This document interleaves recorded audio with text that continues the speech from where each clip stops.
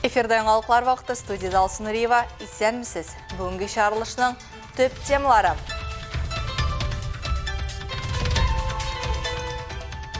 Талантлы яшьләре безнең ролен көчәйтү. Әлбәттә, авыл яшьләре региональ проекты кысаларында иҗади остаханә узды. Әлбәттә, авыл яшьләре алар тырыш, алар креатив һәм алар бик максатчан. Барлык максатларны да тормышка ирешә белә торган яшьләр.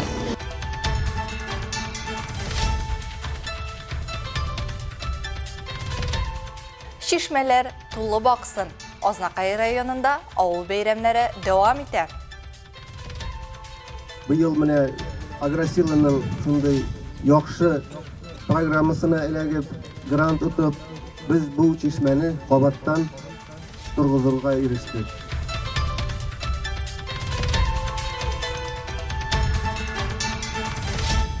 Дөньяны үзгәрткән шедеврлар. Томск дәүләт филармониясе солисты Мария Блажевич калабызда концерт бирде. Мы благодарим Татнефть за такое, потому что, не каждый город, не каждый может похвастаться таким. Счастье.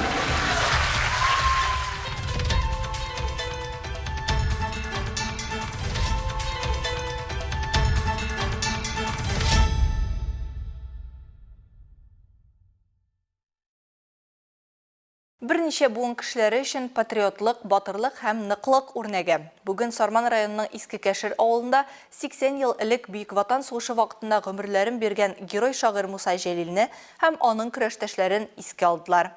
Шуларның берсе Зиннәт Хәсәнов шушы авылда туып үскән.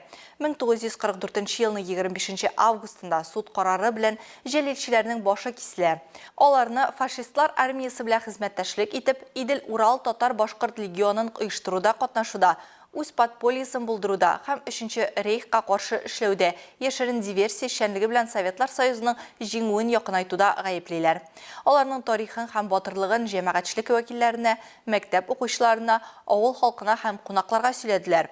Иске Кәшер авыл җирлеге башлыгы Раян Дәүләтҗанов билгеләп үткәнчә, татар халкы батырлыгы үз халкына карата ныклы ихтияр һәм ялкынлы мәхәббәт символына әверелгән улларын үстерү белән горурлана. Очрашу кысаларында кунаклар Зиннәт Хәсәнов тормышыннан өзекләр искә төшерде, иҗади номерлар күрсәтте һәм патриотик шигырьләр укыдылар. Көнләр матур аккар ява, күңелдә дәрт уятып. Тынычлык өчен көрәшкән Фават абый Булатов. Митинг турында тулырак алдагы чыгарылышларда сөйләрбез.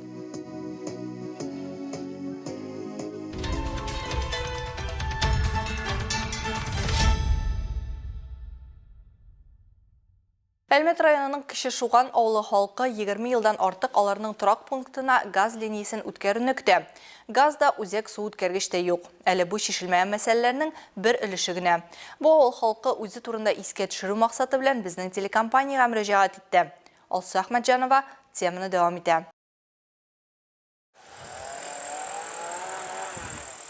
Әлмәт районындагы Кече Шуган авылы Яңа Никольский авыл җирлегенә керә. Тау итәгендә урнашкан әлеге авыл матур табигаты, тынлык һәм әйләндереп алынган яшеллек белән рәхәт урын булып тора. Өстәвенә әле ул шәһәргә дә якын. Бары 20 минутлык юл аерып тора аларны. Ләкин шуның белән бергә биредә яшәү кыйммәткә төшә. 21 гасыр булуына карамастан, Кече Шуган авылында йортларны һаман да утын ягып җылыталар.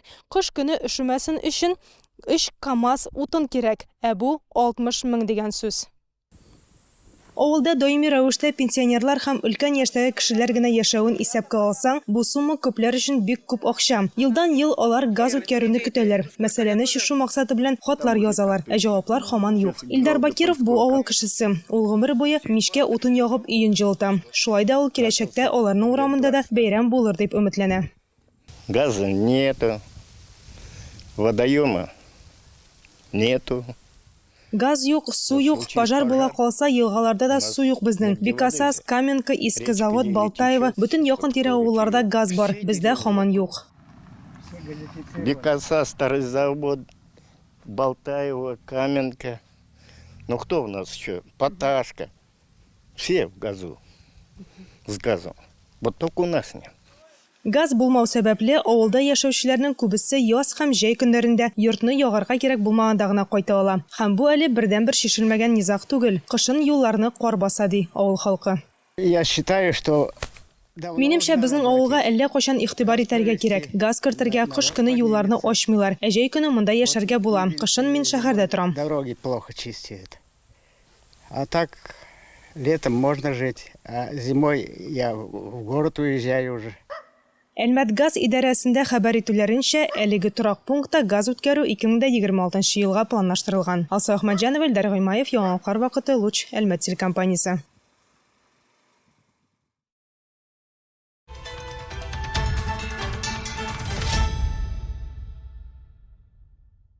Бүген Әлмәттә авыл яшьләре региональ проекты кысаларында иҗади остахана узды. Калабызның креатив процесслар фабрикасында узган очрашуда республиканың актив яшьләре киләчәк хакында фикер алышты. Анда Татарстан яшьләр эшләре министры урынбасары Денис Лулаков, район башлыгы Тимур Нугуманов, чакырылган спикерлар катнашты. Бу хакта тулырак Радифа Нугманова материалында. Я к вам приехала из Санкт-Петербурга. Я занимаюсь развитием молодежных проектов на территории Российской Федерации еще 47 стран. Киләчәгебез яшьләр кулында дип сөйләшергә яратабыз. Актив киләчәгебезгә бүген үз идеяларын тормышка ашырыр өчен җирлек тудырылганмы? Бу хакта катнашучылар семинарның рәсми өлешендә Республика яшьләр министрлыгы һәм район җитәкчелеге белән фикер алышты. Министрлык вәкилләре республикада тормышка ашырыла торган грант программалары турында сөйләсә, район башлыгы Тимур Нугуманов исә бик теләп Татарстан авылларына килгән актив кунакларга калабыз турында сорауларга җавап бирде. Авылда яшәп иҗат белән шөгыльләнеп буламы һәм иң мөһиме ул иҗаттан ничек акча алырга. Семинарны оештыручылар бүген яшьләрне Әлмәткә махсус әнә шул хакта сөйләшер өчен җыйды.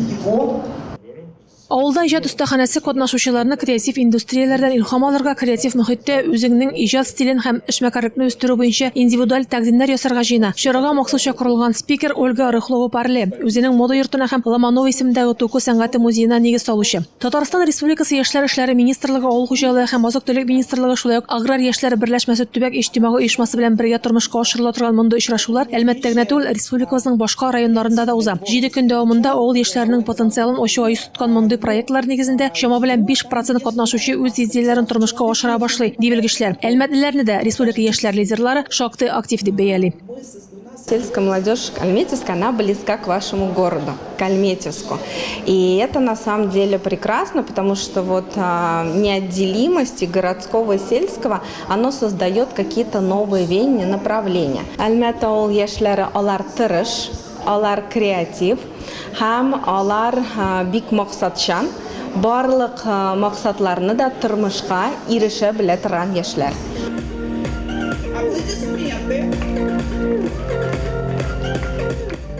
Радифа Нугманова, Александр Исаков, Яңалыклар вакыты, Луч, Әлмәт телекомпаниясе.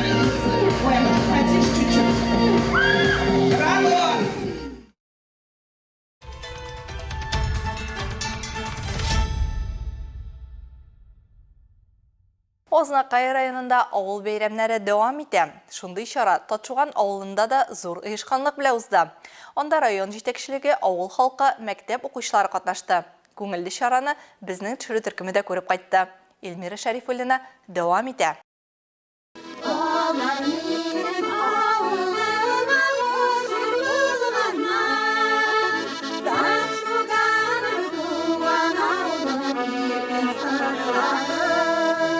Күңелле дә, истәлекле дә чарада катнашучыларга халкыбызның көн күрешен чагылдырган күргәзмәләр тәкъдим ителде. Бәйрәм кунакларын муниципаль район башлыгы урынбасары Роза Галиева сәламләп, иң изге теләкләрен җиткерде. Барлык шушы авыл җирлегендә яшәүче халкыбызга, ерак араларны якын итеп килгән кунакларга, үзебезнең район башлыгы Марсель Зөфәр улы исеменнән сәламнар алып килдем. Һәм сезгә барыгызга да чын күңелдән үзебезнең Ознакай муниципаль районының социаль-экономик үсешенә олы өлешегезне керткән өчен хөрмәтле безнең ветераннарыбыз рәхмәт сүзләрен алып килдек. Бик зур рәхмәт сезгә. Очрашуның күңелле мизгеле төзекләндерелгән Кылый чишмәсен ачу тантанасы булды.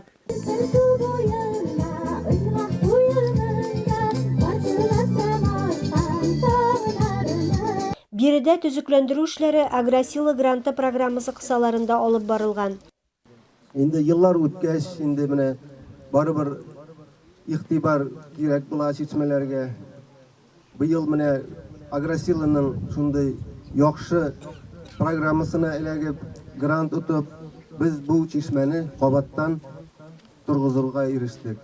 Чишмә буенда узган очрашуда мәктәп укучылары да чыгыш ясады. Урман чишмәсе шелтери әзрәк кенә баруга, өч яктан уры урман, болыннар яшел юрган. Тауларда бар чак кына, җитмәслек кышак кына. Шәп бу ак диләр, монда өчен оҗмак диләр. Татшуган авылының бердәм тырыш халкы райондагы 100дән артык чишмәләрнең берсе булган Кылый чишмәсен саклап, чиста тотарлар дип ышаныйк. Илмира Шарифуллина, Рөстәм Әкбаров, Яңалыклар вакыты, Луч, Әлмәт телекомпаниясы.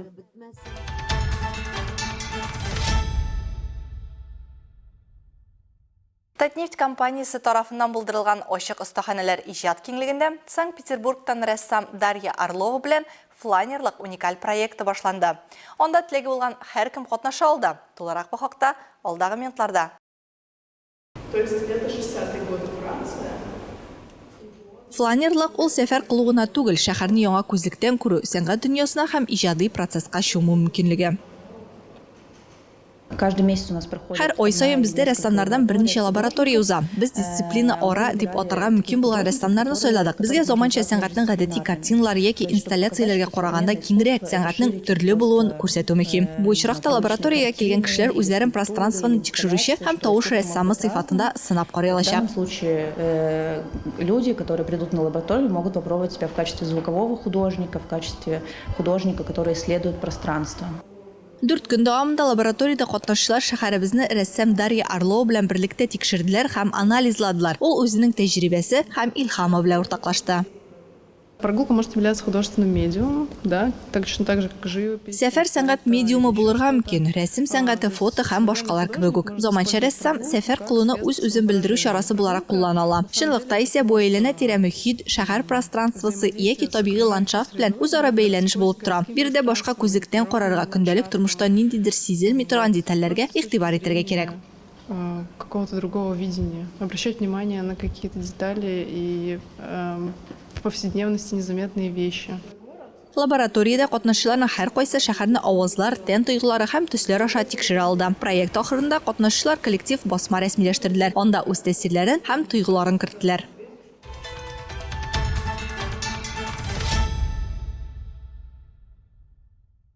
Татнефть Music Art проекты кысаларындагы чираттагы концерт Әлмәт иҗтимагый үзәгендә узды.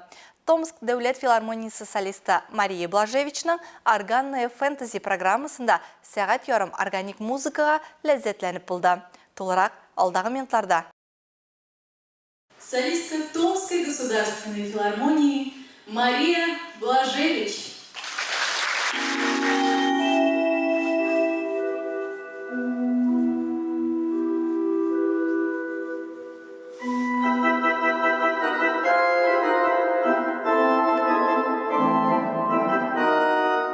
Мария Блажевич әлеге кичке тамашачыны орган музыкасы дөньясына алып керде. Ул күптәннән мәдәнияткә кергән Грек, Патрика Дойл пьесалары һәм Бахның органик әсәрләрен орган музыка коралы ярдәмендә уйнады.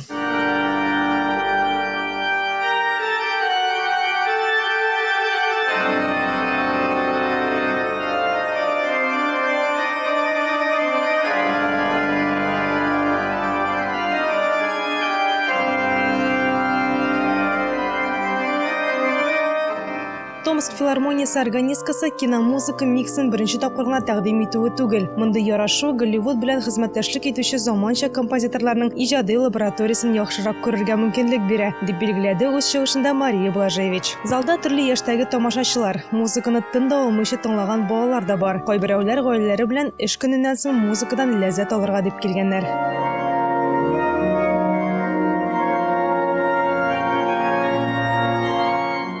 Концерт очень понравился, вообще замечательно. Концерт бик ошады, бик матур уйный, үз-үзен тотышы ошады. Сүзләр җитмәс, хисләр ташып тора. Слов нет вообще, одни эмоции.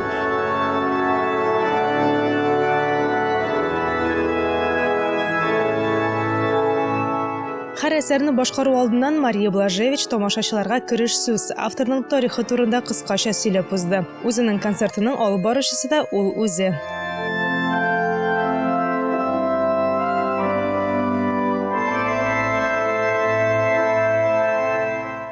Очень люблю орган, и когда есть такая возможность, стараюсь... Мин орган тавышын бик яратам. Мондый мөмкинлек булганда концертларга йөрим. Бу бит мөгъҗиза. Татнефть компаниясына без бик рәхмәтле. Барлык шәһәрләрдә дә мондый концертларга йөрү мөмкинчелеге юк бит. Мы благодарим Татнефть за такое, потому что, ну, не каждый город, не каждый может похвастаться таким. Ну, счастье.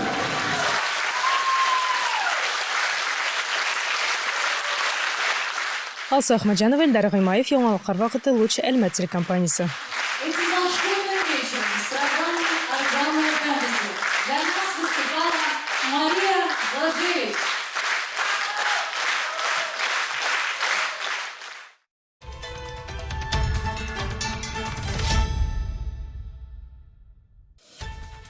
Хөрмәтле тамашачыларыбыз, яңалыклар чыгарылышының туры трансляциясын сез ВКонтакте социаль челтәренә кереп, Лучше Әлмәт төркемендә сәгать кичке 7-дә карый аласыз. Безнең иң кызыклы сюжетларыбыз да рәсми аккаунтларыбызда урнаштырыла. Бүгенге чыгарылышта шулар иде. Мин Алсу Нуриева һәм монтаж операторы Динара Сытинская сезнең белән саулашабыз. Исән сау булыгыз.